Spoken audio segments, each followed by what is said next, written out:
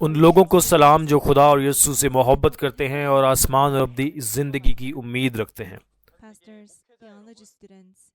دنیا بھر کے پادری صاحبان، تھیولوجی کے طلباء اور چرچ کے اراکین، آپ سے مل کر خوشی ہوئی۔ شنچن جی کے 12 قبائل میں سے میں نے متی قبیلے کے رہنما سے سیکھا ہے۔ میں ایک مشن سینٹر انسٹرکٹر ہیو جے وان ہوں۔ ہمارے قبیلے کے رہنما کو شنچن جی کے چیئرمین لی مین ہی نے سکھایا تھا۔ میں شنچن جی آن لائن سیمینار آسمان کے بھیدوں کی تمثیلوں اور ان کے حقیقی معنی پر گواہی میں شرکت کے لیے آپ کا تہ دل سے شکریہ ادا کرنا چاہتا ہوں۔ اگرچہ ہمارے فرقے اور عقائد مختلف ہیں، لیکن ہم تمام ایماندار ہیں جو خدا اور آسمان کی بادشاہی کی امید رکھتے ہیں۔ چونکہ خدا کلام ہے، آئیے اس مبارک وقت میں کلام کے ذریعے خدا سے ملیں، اور سیمینار کے ذریعے آئیے آسمان کے ان بھیدوں کی تمثیلوں کے حقیقی معنی کو جانیں جو یسوع نے ہمیں اس قیمتی وقت میں دی ہیں۔ آج ہم جس کلام کا جائزہ لیں گے اس کا عنوان تمثیلی خزانہ اور امیر ہے۔ پادری صاحبان، مجھے یقین ہے کہ آپ اس کلام کو پہلے سے جانتے ہیں، تاہم میں اس کی تعریف کروں گا اگر آپ اس کلام کی وضاحت سنیں جو میں آج آپ کو دینے جا رہا ہوں۔ برائے کرم بائبل کے تمثیلی خزانے اور امیر کے حقیقی معنی کو سنیں اور آسمان کے لوگوں کے طور پہ اس کلام کو اپنے دلوں پر مہر بند کریں۔ بائبل میں خزانے کی 2 اقسام ہیں، جسمانی خزانہ اور روحانی خزانہ ہے جو جسمانی خزانے کی خصوصیات رکھتا ہے، لہٰذا 2 قسم کے خزانے ہیں۔ مزید برآں وہ شخص جس کے پاس خزانہ جیسی عظیم ملکیت ہو وہ امیر ہے، لہٰذا وہ لوگ بھی ہیں جو جسمانی طور پہ امیر ہیں اور وہ لوگ بھی ہیں جو روحانی طور پہ امیر ہیں جو جسمانی طور پہ امیر ہونے والوں کی خصوصیات رکھتے ہیں۔ پادری صاحبان، آپ اسے کیا سمجھتے ہیں؟ یسوع مکاشفہ کی کتاب میں اور 4 اناجیل میں خدا کے کلام کی مرضی کے مطابق تمثیلی طور پہ تمثیلوں میں بولے، اسی لیے ہم ان کو صرف لفظی طور پہ نہیں دیکھ سکتے بلکہ ہمیں اس کلام میں چھپی تمثیلوں کے حقیقی معنی کو دیکھنا ہوگا۔ میں آپ کو تمثیلی خزانہ اور امیر کے حقیقی معنی بتاتا ہوں۔ تمثیلی خزانے کا حقیقی معنی کلام ہے۔ اس کے علاوہ امیر کا حقیقی معنی جو روحانی طور پہ امیر ہے، یہ وہ شخص ہے جس کے پاس کلام کی کثرت ہو۔ پھر آئیے دیکھتے ہیں کہ بائبل کے ذریعے ایک ایک کر کے کہ یہ حقیقی معنی کیسے سامنے آئے۔ آئیے سب مل کر مرکزی حوالہ پڑھتے ہیں، مکاشفہ 3 باب اس کی 17 سے 18 آیات۔ مکاشفہ 3 باب اس کی 17 اور 18 آیت۔ اور چونکہ تو کہتا ہے کہ میں دولت مند ہوں اور مالدار بن گیا ہوں اور کسی چیز کا محتاج نہیں، اور یہ نہیں جانتا کہ تو کمبخت اور خوار اور غریب اور اندھا اور ننگا ہے، اس لیے میں تجھے صلاح دیتا ہوں کہ مجھ سے آگ میں تپایا ہوا سونا خرید لے تاکہ دولت مند ہو جائے، اور سفید پوشاک لے تاکہ تو اسے پہن کر ننگے پن کے ظاہر ہونے کی شرمندگی نہ اٹھائے، اور آنکھوں میں لگانے کے لیے سرما لے تاکہ تو بینا ہو جائے۔ آمین۔ جی آپ نے خوب پڑھا ہے۔ مرکزی حوالہ کو دیکھتے ہوئے ہم دیکھ سکتے ہیں 7 کلیسیاؤں کے رسولوں میں سے لودیکیا کی کلیسیا میں رسول کہتا ہے کہ میں امیر ہوں اور مجھے کسی چیز کی ضرورت نہیں۔ یہ رسول کہہ رہا ہے کہ وہ خود سے امیر ہے۔ یہ کس قسم کا امیر ہے؟ جی ہاں، یہ خود دعوے دار امیر ہے۔ تاہم اہم بات یہ ہے کہ یسوع کی نظر میں لودیکیا کی کلیسیا کا رسول امیر نہیں ہے، وہ در حقیقت غریب ہے۔ اور پھر یسوع نے کہا کہ مجھ سے آگ میں تپایا ہوا سونا خریدو تاکہ تم امیر بن سکو۔ اگر لودیکیا میں رسول جسمانی طور پر غریب، نابینا اور برہنہ ہوتا تو لودیکیا کی کلیسیا میں رسول کے لیے کوئی راستہ نہ ہوتا کہ وہ یہ نہ جان سکے کہ وہ غریب، اندھا اور ننگا ہے۔ تو پھر یہ ظاہر کرتا ہے کہ یہ جسمانی امیر کے بارے میں بات نہیں کی جا رہی، یہ تمثیل میں ایک پیشن گوئی ہے۔ یہ ایک تمثیلی امیر ہے۔ پھر امیر بننے کے لیے جس کے بارے میں یسوع بولتے ہیں جو سونا درکار ہے وہ بھی روحانی سونا ہے، لیکن روحانی سونا بھی خزانوں میں سے ایک ہے۔ تو آئیے جانتے ہیں کہ تمثیلی خزانہ کیا ہے۔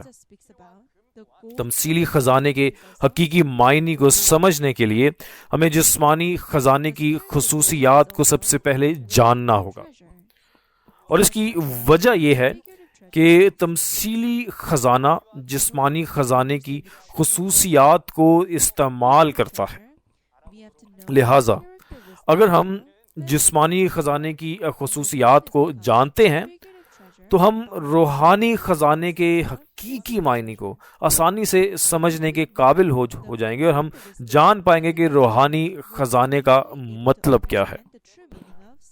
جب آپ خزانہ کہتے ہیں تو آپ کے ذہن میں کیا آتا ہے؟ سونا، چاندی، نیلم، مختلف قسم کے زیورات ہیں، ٹھیک ہے۔ پھر جسمانی خزانے کی خصوصیات کیا ہیں؟ وہ قیمتی اور مہنگا ہوتا ہے نا؟ اور اس کی وجہ یہ ہے کہ لمبا عرصہ گزر جانے کے باوجود خزانہ نہ تو تبدیل ہوتا ہے اور نہ ہی کسی کو آسانی سے مل سکتا ہے، اس لیے یہ قیمتی ہوتا ہے۔ بائبل میں یہ مختلف قسم کے خزانے لکھے گئے ہیں۔ بائبل میں جسمانی خزانہ ہم دیکھ سکتے ہیں، سونا، چاندی، موتی وغیرہ ہے، لیکن ان سب کو ملا کر ہم انہیں خزانہ کہہ سکتے ہیں۔ اور اب تک جب ہم نے خزانے کے بارے میں سوچا تو ہم صرف جسمانی خزانے کے بارے میں سوچتے تھے، لیکن بائبل میں جو خزانہ ہے وہ جسمانی بھی ہے اور روحانی بھی ہے، اور ہمیں ان کے بارے میں مل کر سوچنا ہے اور ان کے روحانی معنیوں کو جاننا ہے، ان کے تمثیلی معنیوں کو جاننا ہے۔ پھر آئیے دیکھتے ہیں کہ امثال 25 باب اس کی 11 تا 12 آیات میں کیا لکھا ہے۔ آئیے پڑھتے ہیں امثال 25 باب اس کی 11 تا 12 آیات۔ با موقع باتیں روپیلی ٹوکریوں میں سونے کے سیب ہیں، دانا ملامت کرنے والے کی بات سننے والے کے کان میں سونے کی بالی اور کندن کا زیور ہے۔ آمین۔ جی آپ نے خوب پڑھا ہے، ایک کلام جو مناسب طریقے سے بولا گیا ہے وہ سونے کے سیب کی طرح ہے، اور سننے والے کانوں پر عقل مند آدمی کی ملامت سونے کی بالی یا عمدہ سونے کے زیور کی طرح ہے۔ یہاں جسمانی سونے کی بات نہیں کی جا رہی۔ سونا خزانہ کا استعمال کرتے ہوئے کلام کو تمثیلی طور پر دکھایا گیا ہے۔ ایک کلام جو مناسب طریقے سے بولا گیا ہے یا ایک عقل مند آدمی کی ڈانٹ ڈپٹ جیسا کہ سونے کو کوئی تبدیل نہیں کر سکتا، یہ خدا کے کلام کی طرف اشارہ ہے۔ یہ کلام بہت قیمتی ہے، یہ تبدیل نہیں ہو سکتا، اس لیے یہ سونے کی مانند ہے۔ انسان کا کلام بدل جائے گا، تاہم سونے کی مانند خدا کا کلام کبھی نہیں بدلتا۔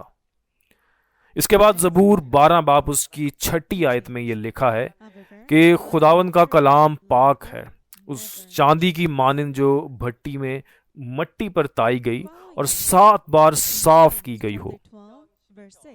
اس نے پاک کیا ہے، یعنی اس میں کوئی ناپاک چیز نہیں ملی اور یہ بالکل صاف ہے۔ خدا کا کلام کسی اور چیز کے ساتھ نہیں ملا ہوا، یہ بہت پاکیزہ ہے۔ یہی وجہ ہے کہ وہ چاندی کی مانند ہے جسے مٹی کی بھٹی میں 7 بار پاک کیا جاتا ہے۔ اگر اسے مٹی کی بھٹی میں ڈال کر 7 مرتبہ پاک کیا جائے تو اس میں کوئی نجاست نہیں رہے گی، ٹھیک ہے۔ چاندی جس کو 7 مرتبہ صاف کیا گیا ہے وہ بھی خزانوں میں سے ہے، اس لیے یہ بھی کلام کی طرف اشارہ کرتا ہے۔ یہاں تک کہ ہماری روزمرہ کی زندگی میں کسی محبوب شخص یا کسی چیز سے ہم کہتے ہیں کہ یہ میرا پہلا خزانہ ہے، ٹھیک ہے۔ اسی طرح خدا جس چیز کی قدر کرتا ہے وہ سچائی کا کلام ہے، لیکن نہ صرف سچائی کا کلام بلکہ ایک شخص جس کے پاس خدا کا یہ سچا کلام موجود ہے وہ بھی خزانے کی مانند ہے۔ اسی طرح نوحہ 4 باب اس کی 2 آیت میں سیون کے بیٹے قیمتی ہیں اور سیون کے یہ قیمتی بیٹے سونے کی مانند ہیں۔ صیون کے بیٹے کون ہیں جو یہاں ظاہر ہوتے ہیں؟ یہ غیر قوموں کا حوالہ نہیں دیا جا رہا، یہ خدا کے لوگوں کا حوالہ دیا جا رہا ہے۔ جو خدا کے لوگ ہیں، ان لوگوں کو، خدا کے لوگوں کو دوسری قوموں سے ممتاز کیا گیا ہے، اور چونکہ انہوں نے خدا کا کلام قبول کیا، ان کے پاس خدا کا کلام تھا، اور ان لوگوں کو سونا کہا جاتا ہے، اور اسی طرح یسوع کو بھی سونا کہا جاتا ہے، زیور کہا جاتا ہے۔ اور آئیے اب دیکھتے ہیں کہ پہلا پطرس 2 باب اس کی 4 تا 5 آیات میں کیا لکھا ہے۔ آئیے پڑھتے ہیں پہلا پطرس 2 باب اس کی 4 تا 5 آیات۔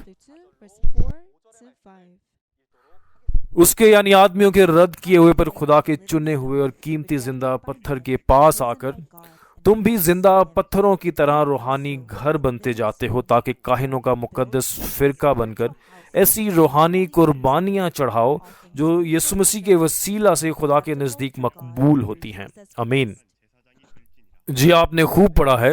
چنانچہ یہاں یسوع کا ذکر کرتے ہوئے لکھا گیا ہے کہ وہ ایک قیمتی زندہ پتھر ہے۔ قیمتی زندہ پتھر مطلب وہ ایک زیور ہے، ٹھیک ہے، لیکن یہ لکھا ہے کہ تم بھی ایک روحانی گھر بنتے جاتے ہو جیسے زندہ پتھر۔ لہٰذا یہ صرف یسوع ہی نہیں ہے جو ایک زیور کی طرح ہیں، بلکہ یسوع کے 12 شاگرد بھی 12 جواہرات ہیں۔ روحانی خزانے کا حقیقی معنی کلام ہے۔ مزید برآں کلام کے ساتھ ایک شخص خزانہ کی طرح ہے، اسی طرح پھر ایک ایماندار جس کے پاس خدا کا کلام ہے وہ خزانے کی مانند قیمتی ہے۔ لہٰذا پیارے پادری صاحبان، الہیات کے طلبہ اور جماعت کے اراکین، سیمینار کے اس وقت کے ذریعے ہمیں بھی اپنے آپ کو خدا کے کلام سے بھرپور طریقے سے بھرنا چاہیے اور خدا کا قیمتی خزانہ بننا چاہیے۔ اس کے بعد آئیے ایک حوالہ پڑھیں جو متی 25 باب اس کی 14 تا 15 آیات میں خزانے کے بارے میں لکھا گیا ہے۔ آئیے پڑھتے ہیں متی 25 باب اس کی 14 تا 15 آیات۔ کیونکہ یہ اس آدمی کا سا حال ہے جس نے پردیس جاتے وقت اپنے گھر کے نوکروں کو بلا کر اپنا مال ان کے سپرد کیا، اور ایک کو 5 توڑے دیے، دوسرے کو 2 اور تیسرے کو 1، یعنی ہر ایک کو اس کی لیاقت کے مطابق دیا، اور پردیس چلا گیا۔ آمین۔ جی آپ نے خوب پڑھا ہے۔ یہ آسمان کی بادشاہی کے حوالے سے ایک تمثیل ہے۔ سب سے پہلے ایک آدمی ہے، اور اگر آپ آگے پڑھیں تو ہم کہہ سکتے ہیں کہ مالک ہے جو ظاہر ہوتا ہے، اور اس مالک کو سفر پر جانا ہے تو وہ اپنے نوکروں کو بلا کر اپنا مال ان کے سپرد کر دیتا ہے، اور وہ پھر چلا جاتا ہے۔ یہ مالک کون ہے؟ یہ یسوع ہے۔ یسوع نے وعدہ کیا کہ وہ جگہ تیار کرنے جاتا ہے اور پھر واپس آئے گا، اور یہ ظاہر کرتا ہے کہ یسوع جو وعدے کے مطابق واپس آتا ہے وہ یہاں کا مالک ہے، اور یسوع اپنے بندوں کو ان کی لیاقت کے مطابق مال ان کے سپرد کرتے ہیں۔ حاضرین، جو توڑا ہم یہاں دیکھتے ہیں، کیا آپ اس توڑے کو جانتے ہیں؟ بہت سے لوگ اس توڑے کو کسی قسم کی مہارت سمجھتے ہیں، لیکن توڑا دراصل پیسے کے توڑے، سونے کے توڑے کی بات کرتا ہے۔ یہ پیسے کی پیمائش کی اکائی ہے۔ لہذا اس نے نوکروں کو بلایا، اور جو کچھ اس نے انہیں دیا وہ قابلیت یا ہنر نہیں تھا، بلکہ اس نے انہیں سونا دیا۔ اس طرح یسوع نے نوکروں کو 5 توڑے سونا، 2 توڑے سونا اور 1 توڑا سونا دیا، اور جس نوکر کو 5 توڑے سونا اور 2 توڑے سونا ملا وہ فوراً چلے گئے اور جتنا ملا اس سے زیادہ پیدا کیا۔ تاہم جس نوکر کو 1 توڑا ملا اس نے اسے زمین میں گاڑ دیا اور مالک کی رقم چھپا دی۔ جب یسوع واپس آئے تو ان لوگوں سے حساب کتاب کیا جن کو اس نے مال سونپا تھا، اور جن لوگوں نے 5 اور 2 توڑے حاصل کیے تھے انہوں نے ان سے اور زیادہ پیدا کیے، اس لیے ان کی تعریف کی گئی کہ انہوں نے اچھا کام کیا۔ لیکن جس نے ایک توڑا حاصل کیا اس نے اور زیادہ پیدا نہ کیا، اس لیے جو کچھ اس کو دیا گیا تھا وہ اسے چھین لیا گیا، اور وہ بیکار کہلایا، اور اسے اندھیرے میں پھینک دیا گیا جہاں رونا اور دانت پیسنا تھا۔ یہاں ہم سونا دیکھتے ہیں جو خزانے میں سے ایک ہے جو آج ہم نے سیکھا ہے۔ حاضرین، آپ جو اس کلام کو سن رہے ہیں، سونے کا وہ توڑا جو یسوع نے نوکروں کو دیا، کیا آپ سمجھتے ہیں کہ یہ جسمانی سونا ہے؟ یہ جسمانی سونا نہیں ہے، یہ روحانی سونا ہے جو کلام ہے جو ان لوگوں کو دیا گیا۔ پھر جب نوکروں کو کلام موصول ہوا جو سونے کی مانند ہے، اگرچہ مقدار مختلف ہے، انہیں زیادہ پیدا کرنے کی پوری کوشش کرنی ہوگی۔ یہاں سونا کلام کی طرف اشارہ کر رہا ہے، اس لیے اس سے پیدا کرنے کا کیا مطلب ہے؟ اس کا مطلب ہے کلام پہنچانا، اس کا مطلب بشارت دینا ہے۔ ہمارے عزیز پاسٹر صاحبان، تھیولوجی کے طلبہ اور پوری دنیا سے کلیسیا کے اراکین، میں امید کرتا ہوں کہ ہم ان الفاظ کو اپنے دلوں میں اچھی طرح کندہ کر لیں گے جو ہم اس سیمینار میں سن رہے ہیں، اور اس سچائی کے کلام کو پہنچانے کے لیے اپنی پوری کوشش کریں گے۔ یہ کلام جو ہمیں یسوع سے ملا ہے، تاکہ ہم نجات کے کام میں مکمل طور پر حصہ لے سکیں۔ اب ہم نے تمثیلی خزانہ کو دیکھا، اس کو سمجھتے ہوئے مرکزی حوالہ مکاشفہ 3 باب اس کی 17 اور 18 آیت میں دیکھ سکتے ہیں کہ جب یسوع نے لودیکیا کی کلیسیا کے رسول کو آگ میں صاف کیا ہوا سونا خریدنے کے لیے کہا، تو یہ سونا جسمانی سونا نہیں تھا بلکہ یہ روحانی سونا ہے، اور یہ ان کو اپنے آپ کو کلام سے بھرنے کا حوالہ دے رہا ہے۔ اب روحانی خزانے کی اقسام معلوم کرتے ہیں۔ روحانی خزانے کی 2 قسمیں ہیں، ایک خدا کا خزانہ اور دوسرا شیطان کا خزانہ۔ خدا کا خزانہ سچائی کا کلام ہے، لیکن شیطان کا خزانہ جھوٹا خزانہ ہے، یہ شیطان کے جھوٹ ہیں۔ مکاشفہ 17 باب اس کی 4 تا 5 آیات میں بابل کی یہ کسبی سونے، قیمتی پتھروں اور موتیوں سے آراستہ ہے۔ پھر یہاں لکھی ہوئی کسبی وہ ہے جسے شیطان کا بیج ملتا ہے، جس کا مطلب جھوٹی سچائی ہے۔ یہ ایک جھوٹا پاسٹر ہے جس کے ساتھ شیطان کی روح ایک ہے۔ کیونکہ وہ ایک جھوٹا پاسٹر ہے، وہ اپنے آپ کو جھوٹی سچائی سے آراستہ کرتا ہے، جس کی علامت سونے، قیمتی پتھروں اور موتیوں سے کی گئی ہے۔ یعنی یہ سونا، قیمتی پتھر اور موتی جو کسبی کے پاس ہیں، شیطان کے خزانے کی طرف اشارہ ہے۔ حقیقت میں یہ جھوٹ ہیں۔ شیطان کا خزانہ مکاشفہ 18 باب اس کی 12ویں آیت میں بھی دیکھا گیا ہے۔ بابل جو کہ شیاطین کا مسکن ہے، بابل کے سامان کو سونا، چاندی، قیمتی پتھر اور موتی کہا جاتا ہے۔ یہ بھی جسمانی خزانہ نہیں بلکہ جھوٹی سچائی کا حوالہ دے رہا ہے۔ اس کو دیکھ کر ہم سمجھ سکتے ہیں کہ ہمارے پاس شیطان کا خزانہ نہیں ہونا چاہیے جو کہ جھوٹ ہے، بلکہ ہمارے اندر خدا کی سچائی کی باتیں موجود ہونی چاہیے تاکہ ہم خدا کا خزانہ بن سکیں۔ تو اب ہم نے شیطان کے خزانے کے بارے میں دیکھا۔ تمثیلی طور پہ بیان کیے جانے والے خزانے کو سمجھ لینے کی وجہ یہ ہے کہ حقیقت ظاہر ہو چکی ہے۔ پہلی آمد پر خدا کے خزانے کی حقیقت سچائی کا کلام تھا، اور جنہوں نے سچائی کا کلام حاصل کیا وہ یسوع اور اس کے شاگرد تھے۔ یہ وہ لوگ تھے جن کے پاس خدا کا کلام تھا، لہذا خدا کی نظر میں وہ خزانہ کی مانند تھے۔ تمام حاضرین، آپ جو آج کا سیمینار سن رہے ہیں، کیا آپ کے پاس خدا کا خزانہ موجود ہے یا آپ کے پاس شیطان کا خزانہ ہے؟ کلام کے ذریعے ہم دیکھ سکتے ہیں کہ یہ صرف وہی لوگ ہیں جن کے پاس خدا کا خزانہ ہے جو آسمان کی بادشاہی میں داخل ہو سکتے ہیں۔ لیکن یہ آسمان کی بادشاہی جس کی ہمیں امید ہے، کیا آپ جانتے ہیں کہ یہ خزانے سے بنی ہوئی ہے؟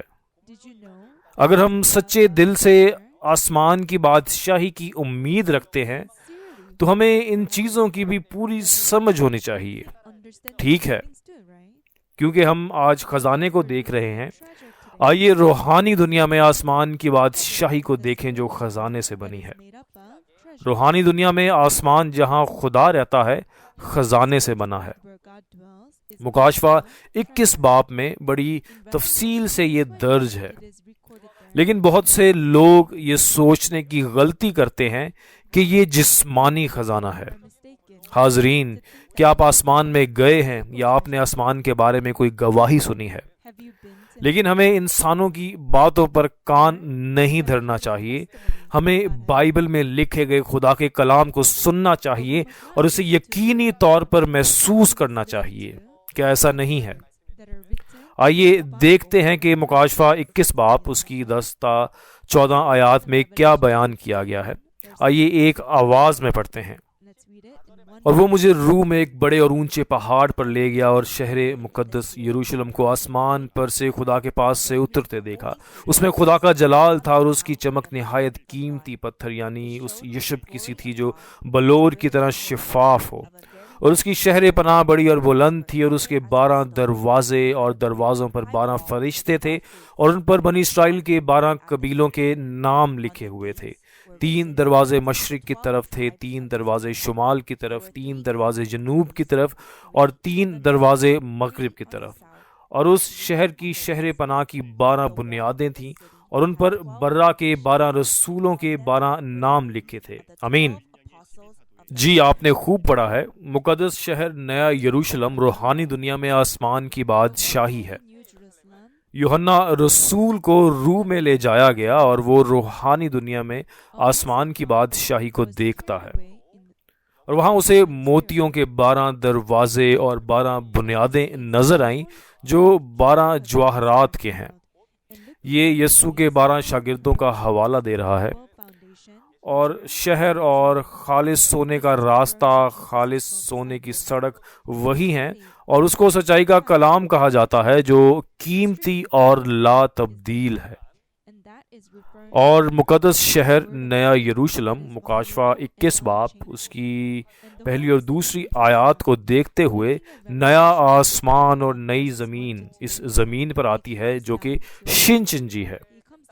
تمام حاضرین، اگر روحانی دنیا میں آسمان کی یہ بادشاہی مقدس شہر نیا یروشلم حقیقی جسمانی خزانے سے بنا ہوتا تو کیا ہم اس وقت جن کے پاس جدید ترین سائنس اور ٹیکنالوجی ہے اس آسمان کو تلاش نہیں کر پاتے؟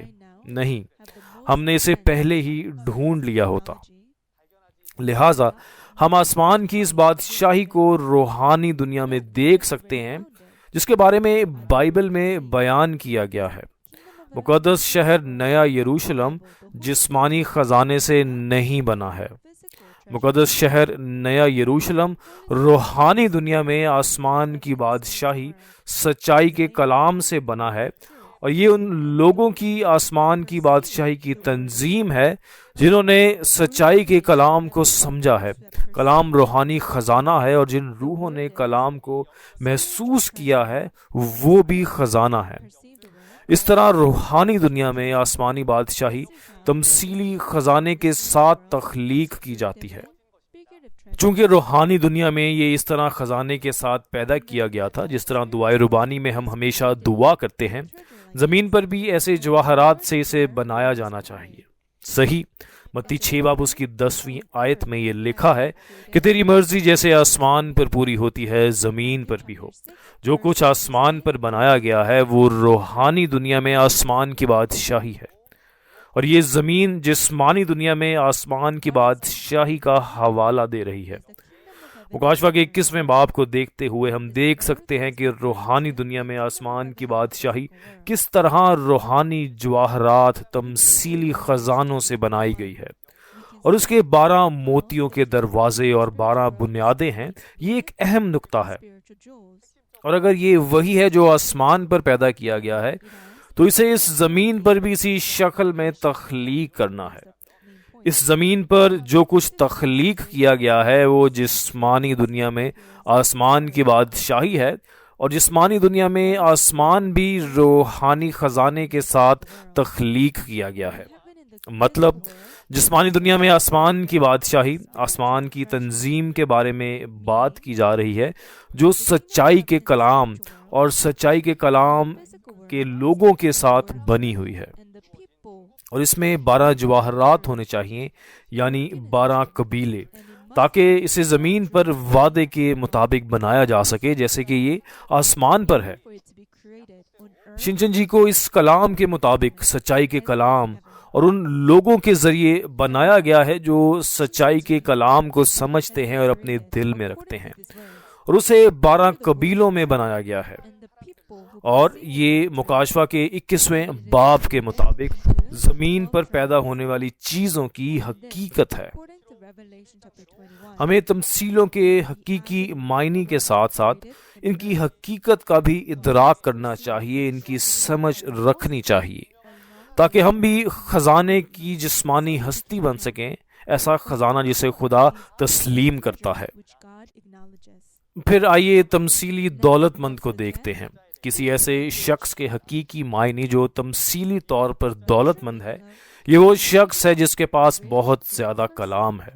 پھر ایک شخص جس کے پاس بہت زیادہ کلام ہے، اسے دولت مند کیوں کہا جاتا ہے؟ اس کو سمجھنے کے لیے ہمیں کسی ایسے شخص کی خصوصیات کو سمجھنا ہوگا جو جسمانی طور پر دولت مند ہو۔ دولت مند کون ہے؟ کوئی ایسا شخص جس کے پاس بہت سارا مال ہو، جیسے سونا، چاندی اور جواہرات۔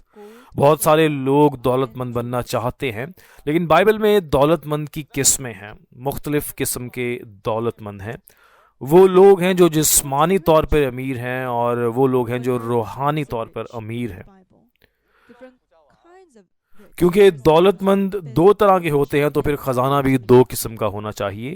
یہ 2 قسم کے خزانے ہیں، جسمانی خزانہ اور روحانی خزانہ۔ اور جس کے پاس بہت زیادہ جسمانی خزانہ ہے وہ جسمانی طور پر دولت مند ہے، جس کے پاس بہت زیادہ روحانی خزانہ ہے وہ روحانی طور پر امیر ہے۔ پھر بائبل میں آئیے ان لوگوں کے بارے میں معلوم کرتے ہیں جو جسمانی طور پر دولت مند ہیں۔ خدا کسی ایسے شخص کے بارے میں کیا کہتا ہے جو جسمانی طور پہ امیر اور روحانی طور پر امیر ہے؟ بائبل میں خدا ہمیں کس قسم کا کلام دیتا ہے؟ کیا کوئی امیر آسمان کی بادشاہی میں داخل ہو سکتا ہے؟ کس قسم کا دولت مند امیر ہے جو آسمان کی بادشاہی میں داخل ہو سکتا ہے؟ اور وہ کیسا امیر ہے جو جہنم میں جائے گا؟ آئیے ان چیزوں کو، ان باتوں کو معلوم کرتے ہیں۔ سب سے پہلے کسی کو دیکھتے ہیں جو جسمانی طور پر دولت مند ہے۔ متی 6 باب اس کی 24ویں آیت میں یسوع کہتا ہے کہ کوئی آدمی 2 مالکوں کی خدمت نہیں کر سکتا۔ یہاں 2 مالک خدا اور دولت کا حوالہ دے رہے ہیں، یعنی خدا اور دولت دونوں کی خدمت نہیں کی جا سکتی۔ کیا ایسا نہیں ہے؟ پولس رسول کہتا ہے پہلا تیموتھیوس 6 باب اس کی 10ویں آیت میں کہ زر کی دوستی ہر قسم کی برائی کی جڑ ہے، لہٰذا جو لوگ زر یا دولت سے دوستی کرتے ہیں وہ ایمان سے بھٹک جاتے ہیں اور اپنے آپ کو بہت سے غموں سے چھلنی کر لیتے ہیں۔ لہٰذا اگر کوئی دولت سے محبت کرتا ہے تو وہ بالا کر خدا کو چھوڑ دیتا ہے اور ایمان سے بھٹک جاتا ہے۔ لہٰذا یسوع نے کہا کہ دولت مند کا آسمان کی بادشاہی میں داخل ہونا مشکل ہے، اور تمثیلی طور پر اس نے کہا کہ اونٹ کا سوئی کے ناکے میں سے نکل جانا اس سے آسان ہے کہ دولت مند خدا کی بادشاہی میں داخل ہوں۔ لیکن اس کا یہ مطلب نہیں کہ دولت مند آسمان کی بادشاہی میں داخل نہیں ہو سکتے۔ اس کا مطلب یہ ہے کہ آسمان کی بادشاہی میں جانے کے لیے اپنی دولت کی محبت سے چھٹکارا حاصل کرنا ہوگا۔ بس اسی طرح کوئی مال و دولت سے مالا مال ہے، یہ کسی ایسے شخص کی جسمانی خصوصیت ہے جو جسمانی طور پر دولت مند ہے۔ پھر اس کے ساتھ آئیے کسی ایسے شخص کے حقیقی معنی کو سمجھیں جو روحانی طور پر دولت مند ہو۔ روحانی طور پر دولت مند، جس طرح روحانی خزانے کے 2 معنی ہیں، اسی طرح روحانی طور پہ دولت مند شخص کے بھی 2 معنی ہیں۔ ایک وہ شخص جو خدا کے خزانے سے مالا مال ہے، جو خدا کا سچائی کا کلام ہے، اور وہ شخص آسمان کی بادشاہی میں جاتا ہے۔ جب بات روحانی خزانے کی ہو تو وہاں نہ صرف خدا کا خزانہ ہے بلکہ شیطان کا خزانہ بھی ہے، یعنی کوئی ہے جو شیطان کے خزانے سے بھی مالا مال ہے۔ اگر خدا کا خزانہ خدا کا سچا کلام ہے تو شیطان کا خزانہ ضرور جھوٹ ہونا چاہیے۔ جو شخص شیطان کے خزانے سے مالا مال ہے اس کا نتیجہ آسمان کی بادشاہی نہیں ہے بلکہ اس کا نتیجہ جہنم ہے۔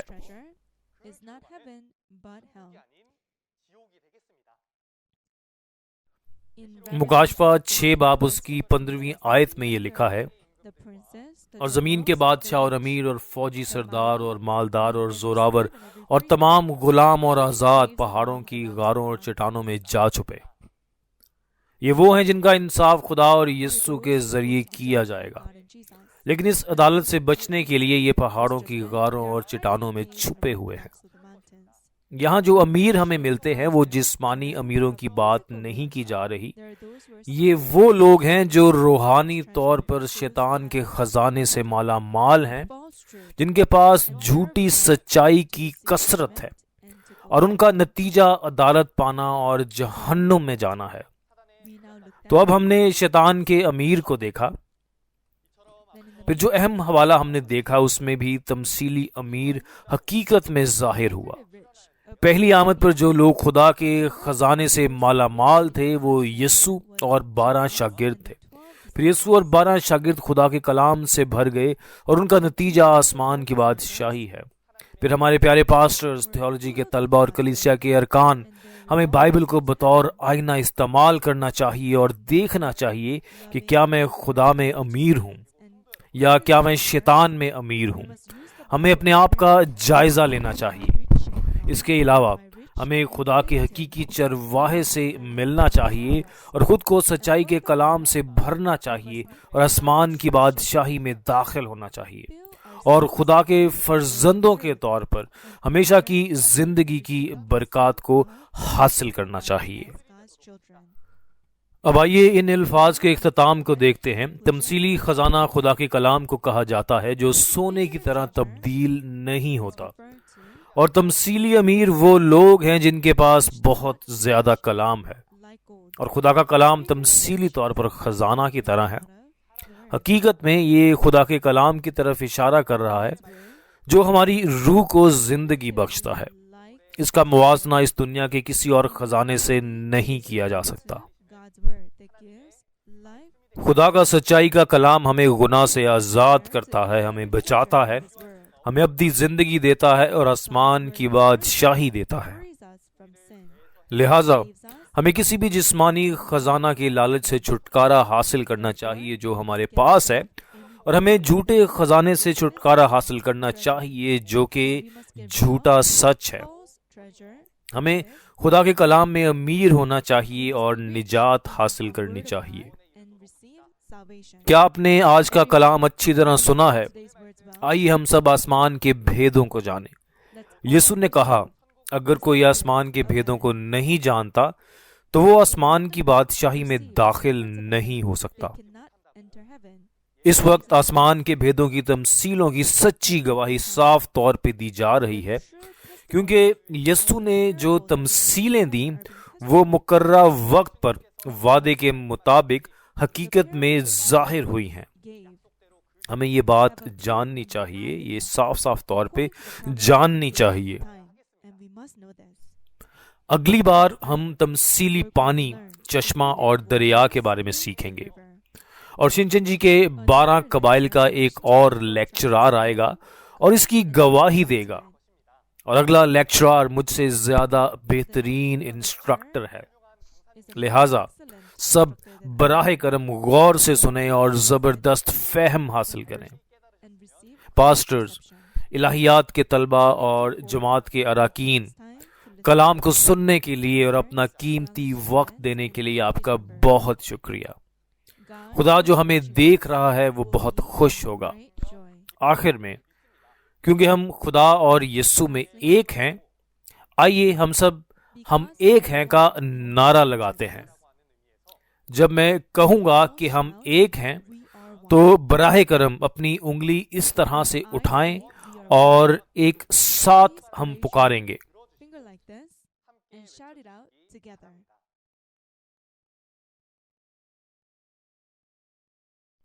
ہم خدا اور یسوع میں ایک ہیں. ہم ایک ہیں. آئیے ایک دل ہو کر دعا کریں. خدا باپ، آسمانوں اور زمین اور تمام مخلوقات کے خالق، ہم آپ کا شکریہ ادا کرتے ہیں. اے باپ، آپ نے ہمیں یہ قیمتی زندگی عطا کی ہے اور آپ نے ہمارے قدموں کی رہنمائی کی ہے تاکہ ہم آپ کی قیمتی باتیں سن سکیں. اس فضل کے لیے ہم آپ کو بے حد جلال اور شکر پیش کرتے ہیں. اے ہمارے خدا باپ، آپ نے ہمیں آسمان کے بھیدوں کو جاننے کی اجازت دی ہے. براہ کرم پیارے صاحبان، الہیت کے طلبہ اور جماعت کے تمام اراکین کو فضل اور فہم عطا کر تاکہ ہم اس کلام کو پوری طرح سمجھ سکیں اور اس کلام کو اپنے دلوں پر مہر کر سکیں جو مکاشفہ میں آسمان کے بھید ہیں. اور اے خدا، براہ کرم اپنے فرزندوں کی طرح نئے سرے سے پیدا ہونے کے لیے ہمارے ساتھ ہو تاکہ آپ کی بادشاہی کے تمام دن جلد آ سکیں. اے ہمارے خدا باپ، ہم یقین رکھتے ہیں کہ تمام تخلیق اب نئی کی جا رہی ہے. اس طرح کے وقت میں ہمارے باپ، آپ کو سارا جلال ملے اور اس زمین پر تمام انسانوں کو ایسا بنا دیں جو ہمیشہ آپ کے ساتھ رہ سکیں. ہم دعا کرتے ہیں کہ آپ ہماری دعا سنیں گے اور ہم مقدس اور مہربان یسوع کے نام پر دعا کرتے ہیں. آمین. آخر تک سننے کا بہت بہت شکریہ.